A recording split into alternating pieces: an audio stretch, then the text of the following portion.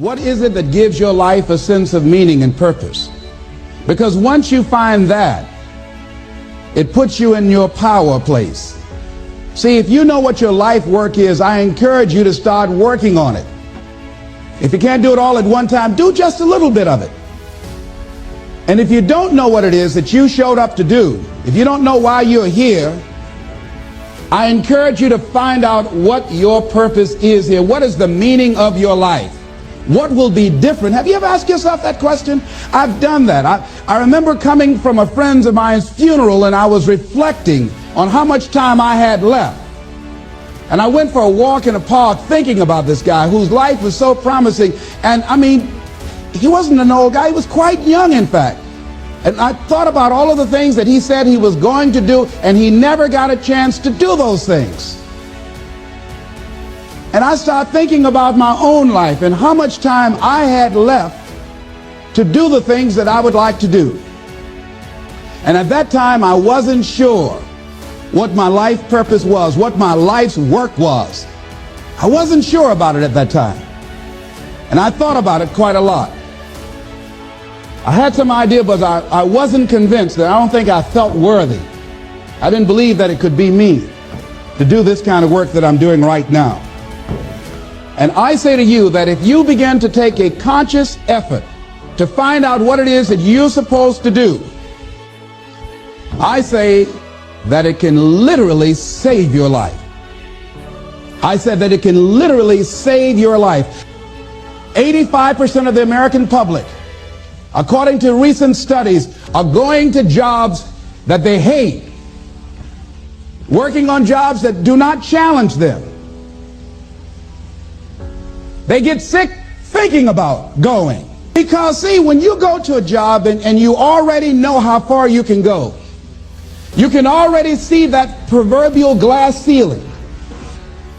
See, when you're going someplace and you already know how much you're going to make, you already know how far you can go, you're in a dead-end position.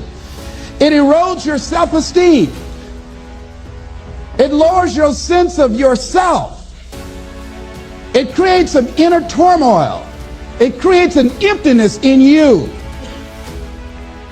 So I say that your life is worth finding what it is that you're supposed to do.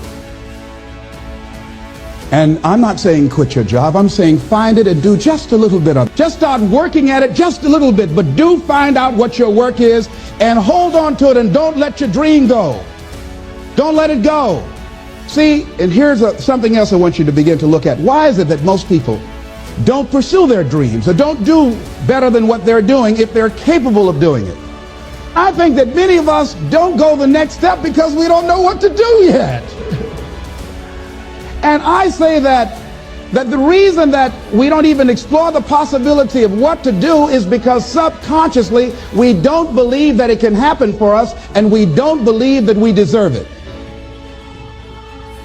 So here's what I'm suggesting. How much time do you spend working on you? How much time do you spend every day working on your dream? In the last 90 days, how many books have you read? In the last year, what new skill or knowledge have you acquired? What kind of investment have you made in you? So I'm saying that as you begin to look at where you want to go, if you want to make it today, and things are changing so fast you have to literally run to stand still, I'm saying that you've got to make some conscious effort to begin to work to develop you. Here's something else. Most people are not living their dreams because of fear, ladies and gentlemen. Fear, limited vision, and lack of self-esteem is what keep most people doing things they don't want to do. The same reason that people stay in relationships where they're abused or they're unhappy or it's unfulfilling, they can't see themselves beyond that relationship. They can't see themselves enjoying life without that person. They think that this is all that they can do. The same reason that people get stuck at a certain level in life, they can't see things being better for them. And they think that this is it and this is all they deserve. This is all they've ever seen. It's been passed on to them. And they think that this is it for them.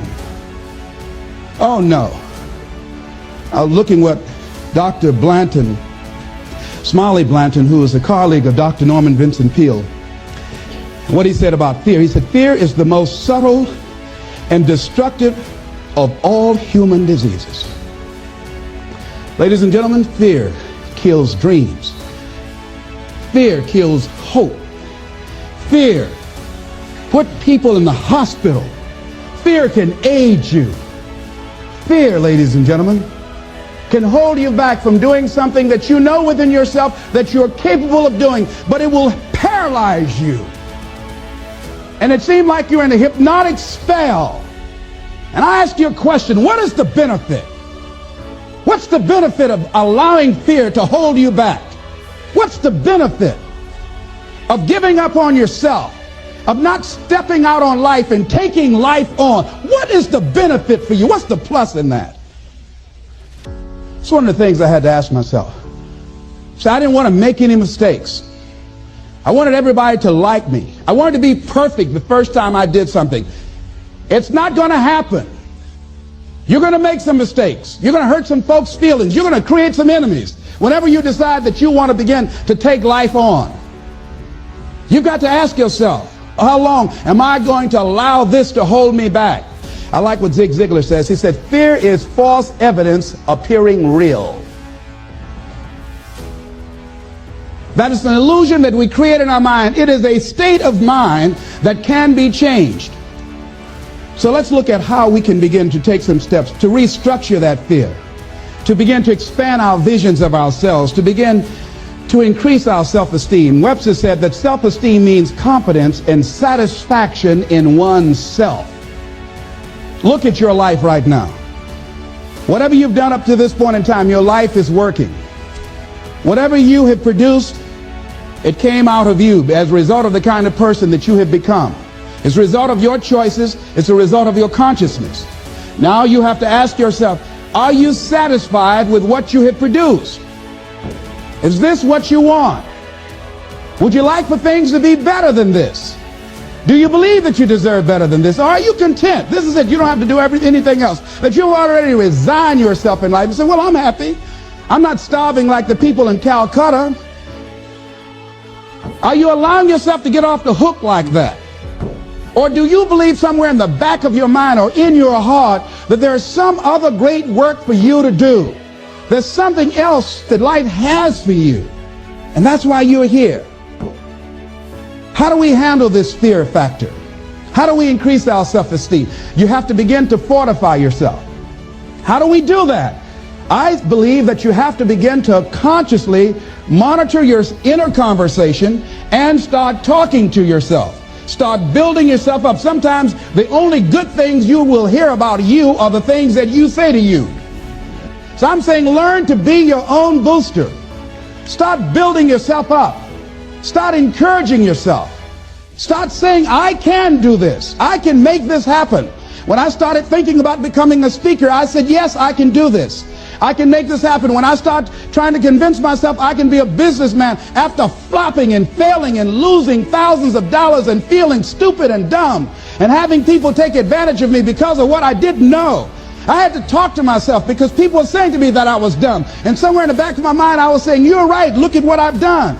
I had to say, no, Les. Hey, come on, man. Get yourself together. You can handle this. You just haven't figured it out yet. It's all right. This is your training period. This is the tuition you have to pay for what you don't know. You can do this. Other people have done it. It doesn't take an Einstein. Get you some people that can teach you some stuff that you don't know. Get you some people that have done it successfully and learn from them. Take some seminars, workshops, read some books on how to manage a business. Change the way you see yourself and begin to tend to the personal details. Understand that nobody's going to take care of your business better than you. And when I start changing that kind of mindset of beating myself up because of my mistakes and start looking at the possibility of my doing better, of my making the adjustment that would enable me to do what I want to do successfully, things begin to change. And I'm saying, stop beating up on yourself. You do it. I know you do it. I've done it. It's a natural inclination for us to put ourselves down. See, we are born negative, I think, in a negative consciousness because we live in a negative world. Here's some other things, ladies and gentlemen.